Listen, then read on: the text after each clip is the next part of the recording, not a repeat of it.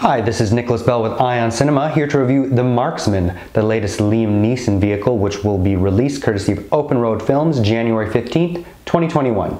It's the sophomore film directed by Robert Lorenz, whose previous directorial effort was Trouble with the Curve back in 2012 with Clint Eastwood, Amy Adams, and Justin Timberlake. This time around we have Liam Neeson playing Jim, who's living on the Arizona border, a widower whose wife's medical bills due to cancer have eaten up all of his financial capital, and now he is on the brink of bankruptcy. He's been served papers on his farm for not having paid the mortgage. He's down to his last few head of cattle that he needs to sell off, more or less in a bad spot. His only emotional support is his stepdaughter Sarah, played by Katheryn Winnick, who works for Border Patrol. And as he's trying to figure that out, he stumbles upon a mother, Rosa, and her young son Miguel, who are crossing illegally into the US.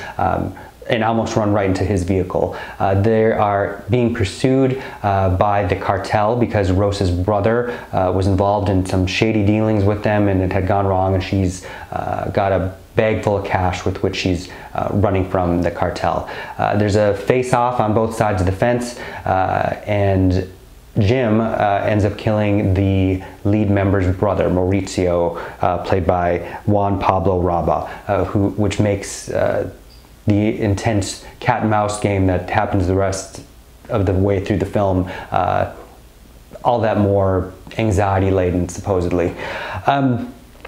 So as things, Jim is guilty about calling Border Patrol on this wounded mother who ends up being shot, and he feels responsible for having let that happen. He goes to speak to Miguel, who's being held at the Border Patrol station, and Miguel is played by newcomer Jacob Perez, to learn that Miguel is going to be deported. He also happens to see Mauricio and his gang on the other side of the border at the Border Patrol station, and so he just takes it upon himself to kidnap Miguel and make good on the promise he made Rosa in her dying words to bring him to an address she gave him in Chicago. So with this passel money, they are fleeing while Border Patrol agents and Mauricio and his gang are chasing him. And of course there's a showdown, and things more or less end up where you think they probably will. The promise of the title isn't exactly heralded until a grand climax, per se, and it's more or less Mr. Neeson in the same kind of form as you're used to seeing. I will say it is a lot more enjoyable, a bit less schlocky than his last offering, which was Honest Thief, but it's very much in the vein of the Taken trilogy, or The Commuter, or Run All Night, or all of those, Cold Pursuit, all of those kind of things. It feels very much the same.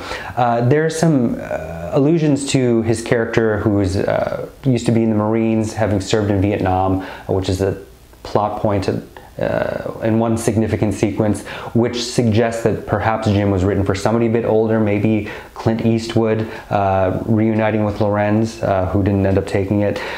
Thematically, it plays like a lot of recent US offerings, with older white male actors helping out Mexicans that are illegal immigrants, etc. It feels very familiar to something like Rambo Last Blood from 2019, which is, but though perhaps a little less exploitative,